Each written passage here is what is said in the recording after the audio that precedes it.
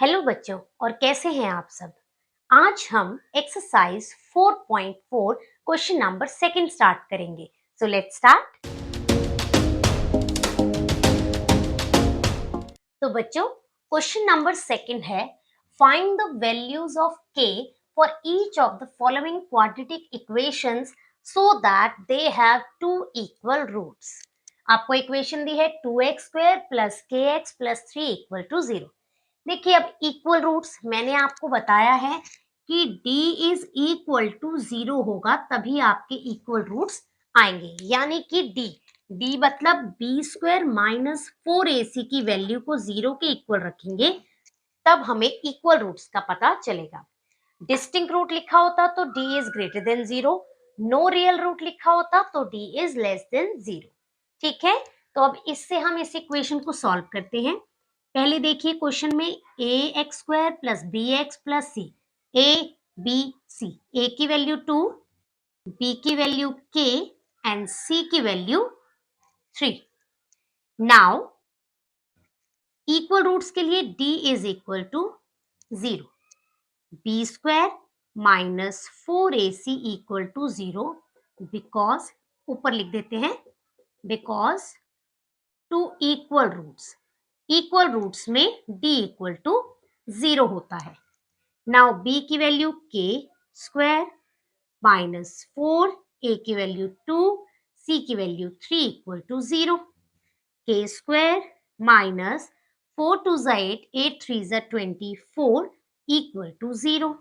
Now k² number के पास number ले जाइए, 0 प्लस 24 यानी k² equal to 24 and k is equal to under root 24। क्योंकि ये स्क्वायर इधर गया तो स्क्वायर रूट में बदल गया। नाउ k इक्वल टू 24 का एलसीएम लीजिए, 2 12 2 6 2 3 एंड 3 1, यानी कि पेयरिंग में ओनली 2 पेयर आए हैं तो हम इसे इस तरीके से लिख देते हैं। ये पेयर है तो this implies k equal to 2 root 6। अब यहाँ 2 इक्वल रूट है तो हम कह देंगे in equal roots k is equal to 2 root 6 और 2 रूट 6। तो find the value of k निकालना था, वो भी इक्वल रूट्स, तो इक्वल टू 0 रखे हमने सॉल्व किया।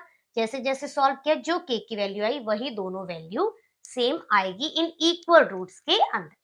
अब करते हैं बच्चों इसका second part.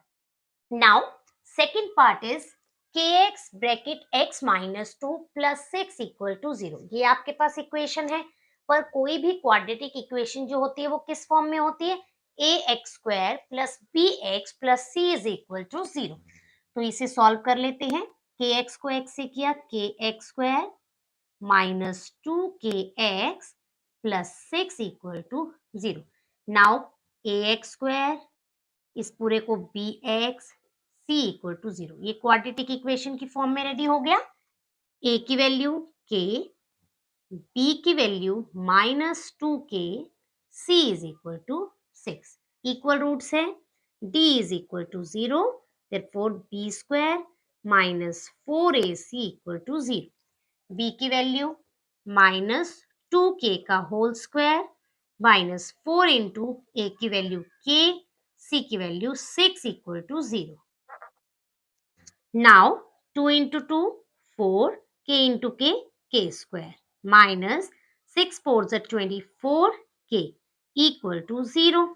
Now 4k square minus 24 यहाँ ले जाइए तो 24k, हमें तो सिर्फ k की वैल्यू चाहिए, इसमें से इसे ब्रेक कर दो, 4k into k equal to 24k। हमने क्या किया, दो k को अलग कर दिया क्योंकि मुझे सिर्फ k की वैल्यू चाहिए ना कि k स्क्वायर की। अब इधर लाइए, हमने वहां लिखा है 4k into k equal to 24k। इस k को अकेला यही छोड़ दो, 24k एज इट इज, और ये यहाँ मल्टीप्लाई में इधर जाके डिवाइड, k से k कैंसिल, 4 6 24।